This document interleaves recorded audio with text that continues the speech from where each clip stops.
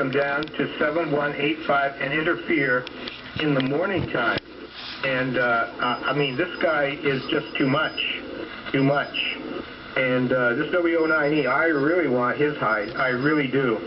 The other thing he will do is he'll give his actual call sign, but he'll put on a kilowatt. He'll move off 1 kilohertz and then call CQ, right when I'm in QSO, and he knows I'm there. I mean, if he's 20 over 9, so am I 20 over 9 to him. He knows I'm there. He's just doing it for malicious and intentional interference. I have a whole lot of others that are in there, too, that won't even dare give their call sign, but I know who they are. I can tell you exactly who they are.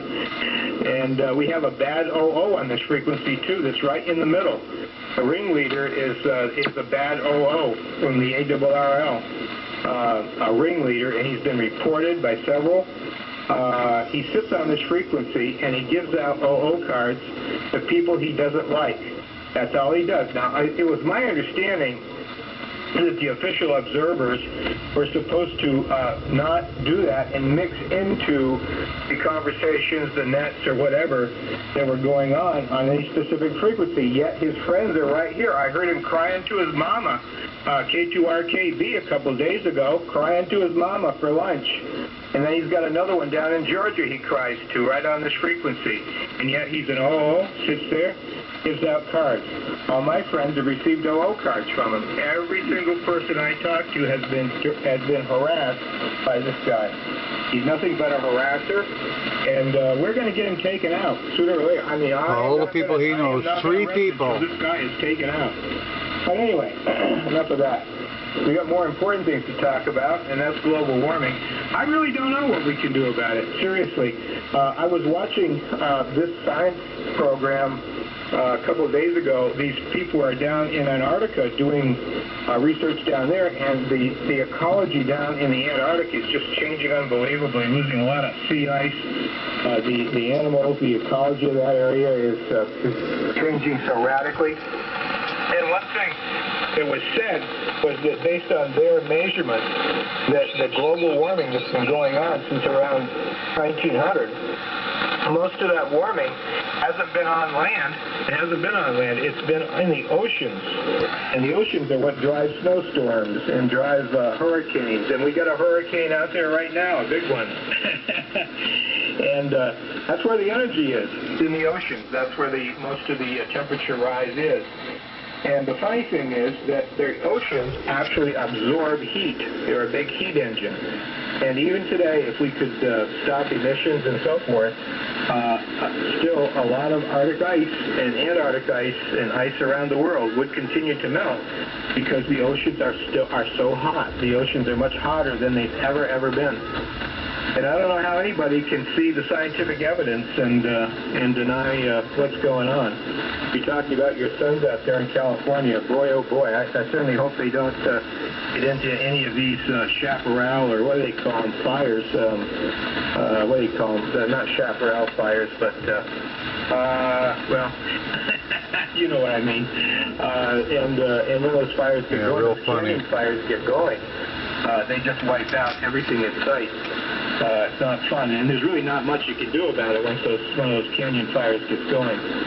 So, I'm going to pass it back to you for the finale, and I think I might go up to 75 to see if there's anything up there that I can get into, but I suspect... Yeah, because you want to cause trouble there, too. Conditions being what they have been, the 75 really isn't going to be any good for about another month or maybe 2 months, but anyway, I keep listening.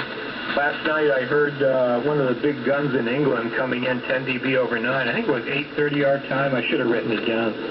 But anyway, he was big signal. He was driving 10 dB over 9, the station he was talking to. I'm not sure who he was talking to. I didn't hang around long enough to find out.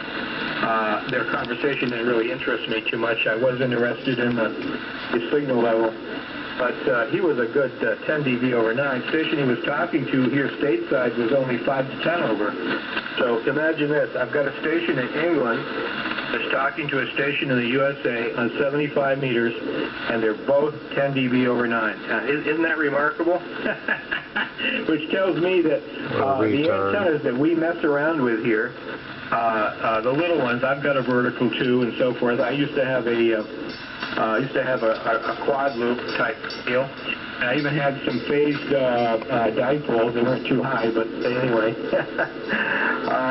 It's nothing compared to the antennas you could put up and the kind of performance you could get if money were no object and you were out in the country and nobody was stopping you. I just can't imagine. You would get probably 10 dB, 12 dB gain easily.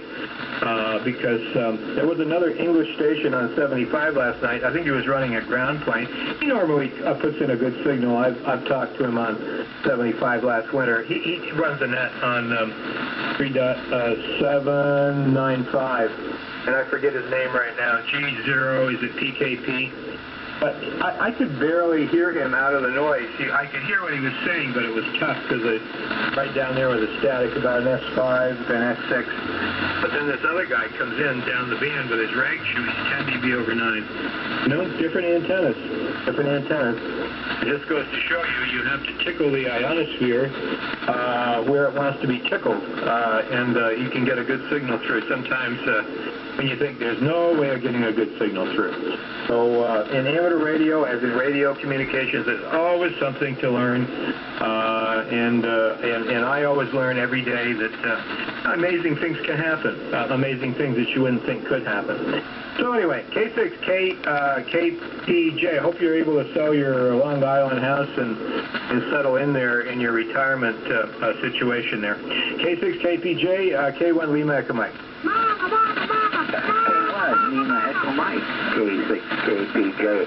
All right, let me tell you, Percy, that last go around, 15 over 9 your signal went up to, and just stayed there. I loved it. I called that easy listening. You don't have to do anything. I even took my phones off. It's, just beautiful copy. I don't know what happened, but it's like the band just cleaned up, and there you were. I just came right out of the gate, and you were heading for a home run on that one. But I just wanted to make a couple comments, and then we'll let you run. On the global warming, there was a program I watched also, and it was on the icebergs. And what it was, these scientists had taken and made a duplicate, but on small scale, of the North Pole and all of the ice and so on and so forth, and how it shears off. Well, they made this thing, and they said that this could really happen, and if it does, either the West Coast or the East Coast, they don't know which way it would go, but if they ever had a chunk of ice break off, this chunk of ice is enormous now. We're talking acres of ice.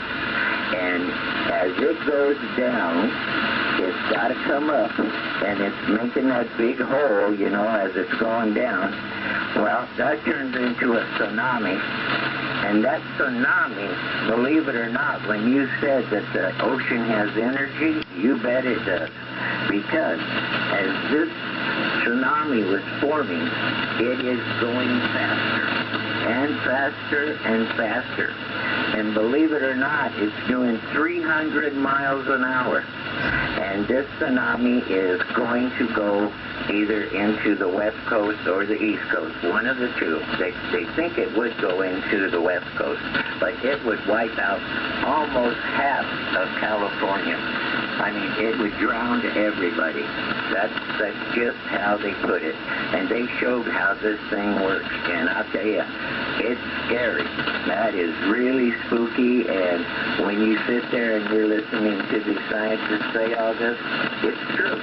Yeah, they said that they're predicting this will happen. Maybe not as on the greater scale that they're saying it may.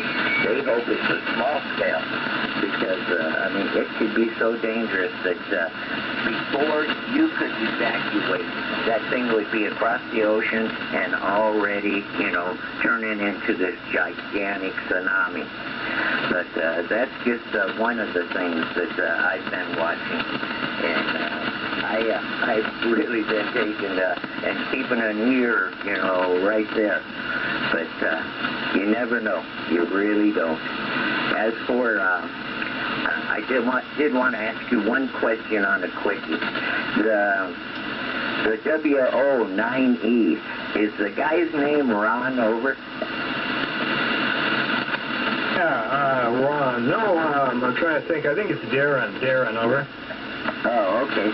Because, boy, that call really sounded familiar to me. And there was a guy. He was really a pain in the fanny. And he was a W9, but I'm not sure if it was a W09. But anyway, I hope the guys that you're talking about, or guys that you're talking about, all get their due. And it seems to me that it's only a matter of time, Percy, before we both hear it on the net and when ARRL puts out the news. I like listening to that because they tell it like it is. When those guys get slammed and you hear about guys